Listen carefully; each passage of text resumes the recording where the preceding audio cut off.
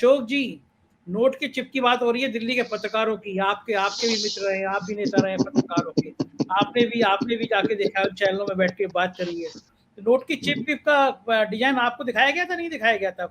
क्या फायदा लग रहा है आज के दिन आपको नोटबंदी का? देखिए, ये कहावत है संजय जी, बंदर के हाथ में यदि वस्त्र लग जाए तो वो कितने को जख्मी करता है पता नहीं, वो खुद को भी जख्मी कर लेता है। और 2007 में 2014 में ऐसा ही वस्त्र हाथ में लग गया बंदर के, और वो लगातार जख्म दे रहा है और जख्मों से हम लहूलुहान हो रहे हैं। अभी देश की आर्थिक स्थिति लहूलुहान है। नोटबंदी क्यों की गई? आज किसी भी अंधभक्त को पूछिए, प्रधानमंत्री आदरणीय नरेंद्र मोदी जी को पूछिए, वित्त मंत्री निर्मला सीतारमन को पूछिए, आरबीआई के गवर्नर को पूछिए, नोटबंदी किस लिए की थी। पीयूष गोयल पानी पी पी के चिल्ला रहे थे कि काला पैसा बाहर आ जाएगा, आतंकवाद खत्म हो जाएगा। ये दो बेसिक बातें थी। फिर बाद में धीरे से जोड़ा कि कैशलेस ट्रांजैक्शन बढ़ेंगे। और फिर जब नोटबंदी चालू हो गई तो पीयूष गोयल जी ने ये लोकसभा में कहा था कि 4 से 5 लाख करोड़ का काला धन बाहर आने वाला है।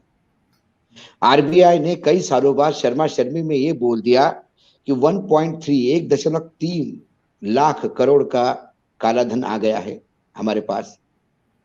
ये ऊंट के मुंह में जीरा है जब 300 लाख करोड़ रुपए स्विस बैंक में है। ये भी सरकारी रिपोर्ट कहती है काला धन। उसके बारे में कोई बोलने को तैयार नहीं है। उसके बाद आतंकवादी गतिविधियां लगातार बढ़ रही हैं और हास्यास्पद है, जिसे हम नोटबंदी कहते हैं, डिमोनेटाइजेशन कहते हैं। यहां बुद्धिजीवी प्रोफेसर लोग बैठे हैं। ये पहला डिमोनेटाइजेशन है जिसमें बड़े नोट निकालकर उससे भी बड़े नोट इकोनॉमी में इंट्रोड्यूस किए गए। ये फॉर्मूला शायद इस विश्व में पहली बार विश्व के महान अर्थशास्त्र नरेंद्र मोदी की देन। इसको डिमोनेटाइजेशन कहे, अप मोनेटाइजेशन कहे, न्यू मोनेटाइजेशन कहे या मोदी मोनेटाइजेशन कहे, ये समझ के परे है।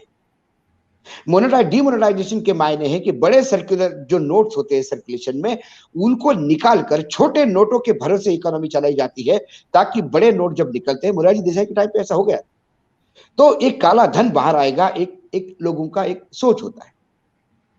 लेकिन बड़े नोट निकाल के उससे भी बड़े नोट इंट्रोड्यूस करना मतलब काले धन का संचय करने के लिए लोगों के लिए रास्ता खोल देना। और ये जो मैं कह रहा हूं, ये मेरा आरोप नहीं है, ये आरबीआई की रिपोर्ट कहती है।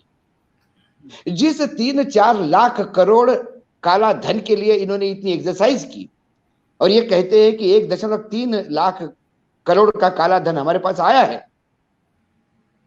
लेकिन आरबीआई की लेटेस्ट रिपोर्ट ये बताती है कि 2000 के और 500 के जो नए नोट छपे थे, 500 के नए नोट और 2000 के नोट, उन नोटों में से 19 लाख करोड़ के नोट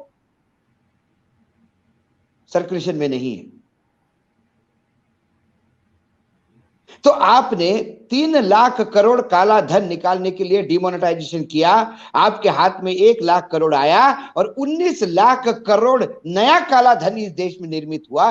मैं उसको काला धन इसलिए कहता हूं कि ये नोट सर्कुलेशन में नहीं है। इसके मायने ये नहीं कि ये नोट फट गए और आरबीआई ने उसको रद्द किए, वो आंकड़ा अलग है। जो टोटल नोट इशू किए थे 2000 के 500 के नए, उसमें से ये फटे कटे नोट जो जमा हुए हैं वो फेंक दे। उसमें से जो सरकार के पास नोट है, सर्कुलेशन में जो नोट है, वो माइनस करे तो 19 लाख करोड़ का काला धन इस देश में 2000 और 500 के नए नोट ने जनरेट किया। ये काला धन किसका है? बंगाल में हो, यूपी में हो, गुजरात में हो, जहां भी धन पकड़ा जाता है 98% उसका 2000 और 500 के नोट में है। तो ये काला धन आपने कुछ धन्ना सेठों के लिए करने के लिए एक नया रास्ता ढूंढा था, जो देश को मूर्ख बना गया आप कि हम काला धन इकट्ठा करेंगे। उसके बाद आया कैशलेस इकोनॉमी। वाह वाह वाह, क्या कैशलेस इकोनॉमी! आरबीआई की रिपोर्ट कहती है, जो ईयर एंडिंग उन्होंने बताया 21 अक्टूबर 2022 का कैश ट्रांजैक्शन इस देश में 30.88 लाख करोड़ का हुआ है, जो 4 नवंबर 2016 में मात्र 17.7 लाख करोड़ टन था। इसका मतलब यह भी डबल हो गया है। वाह रे मोदी जी की इकोनॉमिक्स, वाह रे मोदी मॉनेटाइजेशन, जिसमें काला धन कई गुना बढ़ा, कैश के ट्रांजैक्शन कई गुना बढ़े, नकली नोट गायब हो जाएंगे। बोले नकली नोट बहुत आ रहे, खत्म हो जाएंगे। तभी वो चिप वाली बात निकली थी। वो चिप वाली नोट उसी मोहतरमा के पास है और किसी को मिल नहीं रहे, क्योंकि एक चीप, सस्ती चीप पब्लिसिटी के लिए उन्होंने चिप लगाने वाली नोट लोगों को समझाई। और इतने जमीन के अंदर गाड़ के भी वो सबसे तेज चैनल है, क्या करें, बहुत ज्यादा तेज चल गया था उस टाइम पे।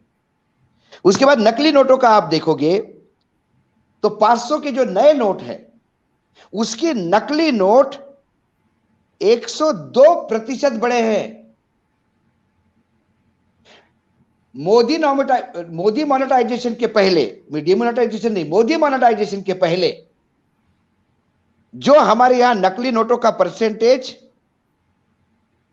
15-16% था, वो 500 के नए नोट में 102% हो गया।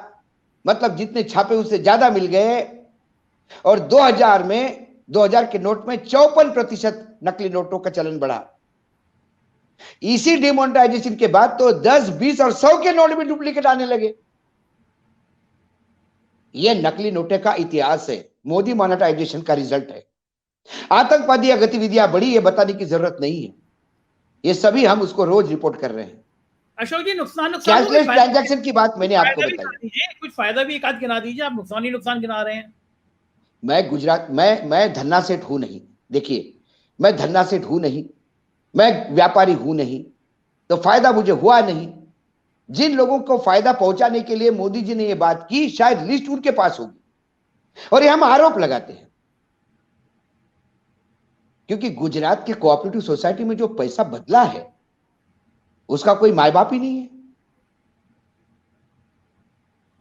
आपने मतलब आप ये कहते हो कि 1 लाख करोड़ वापस आ गया, आपकी रिपोर्ट कुछ अलग बात। बार बार गुजरात का नाम लेके आप मिर्ची क्यों लगाते हैं? कौन से? नहीं तो देश गुजरात चला रहे हैं। आपको क्या लगता है, आप देश चला रहे हैं क्या? थोड़ा बहुत तो चला ही रहे, टैक्स देते हैं। टैक्स देते हैं तो भैया आप, ये झिझिया टैक्स है औरंगजेब ने लगाया हुआ हिंदुओं पे। ये मयूर कुछ कह इसका कोई हिसाब नहीं है। मयूर तो आप टैक्स नहीं, आप टैक्स लगा रहे, तो उस टैक्स में नया सेंट्रल विस्टा बन रहा है, आपके टैक्स में नए प्लेन्स खरीदे जा रहे हैं, आपके टैक्स के पैसे से 80 करोड़ जनता को अनाज दिया जा रहा है, जिसपे मोदी जी का फोटो होता है इस बैग पे। आप टैक्स दे नहीं रहे हो, आप गुलामी का टैक्स दे रहे हो। क्योंकि टैक्स पेयर की हैसियत से आपको क्या मिल रहा है संजय जी? मेरा सवाल, महंगाई, बेरोजगारी,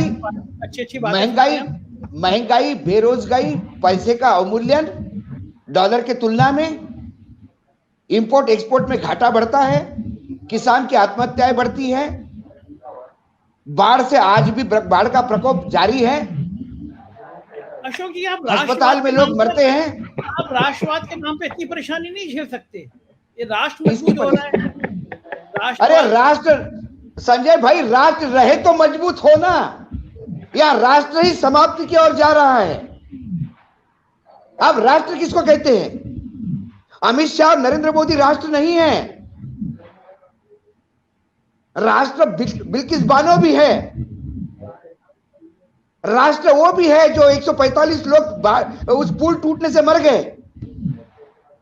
राष्ट्र वो भी था जो गंगा में लाशें बही थी। राष्ट्र वो भी है जिनके चिताओं को अग्नि तक नहीं मिली थी। क्या बात कर रहे हैं आप? मजाक कर रहे हैं आप? 5वें नंबर 4 लोग राष्ट्र नहीं है। 5 नंबर की इकोनॉमी। टेनी महाराज के बेटे के गाड़ी के नीचे मरने वाले लोग भी राष्ट्र थे। राष्ट्र इंसानों से बनता है। राष्ट्र कोई ज्योग्राफिया एक एटलस का बात नहीं है कि बॉर्डर खींच दिया और राष्ट्र हो गया। इस डिमोनेटाइजेशन ने जो सबसे बड़ा काम जो किया है, जो सबसे बड़ा डेंट पहुंचाया है, शायद हो सकता है मैं गलत हूं तो मुझे यहां पे जो अर्थशास्त्री बैठे हैं करेक्ट करें, इस देश का सरकार में जो कॉन्फिडेंस था, विश्वास था, वो खत्म हो गया है। आरबीआई की रिपोर्ट कहती है कि नोटबंदी से ज्यादा कैश आज लोगों के हाथ में है, तो फिर कैश की किल्लत क्यों है? क्या सर्कुलेशन में क्यों नहीं है? क्योंकि लोगों को बैंक पे विश्वास उठ गया, लोगों का सरकार पे विश्वास उठ गया, लोगों का एक दूसरे पे विश्वास उठ गया, क्योंकि देश की आर्थिक स्थिति इस लेवल पे पहुंच गई है कि किसी को विश्वास नहीं है कि जो आदमी आज पैसा मेरे से लेके गया है धंधे के लिए, वो धंधे में कमाएगा या गमाएगा, और गमाएगा तो मेरा देगा कहां से?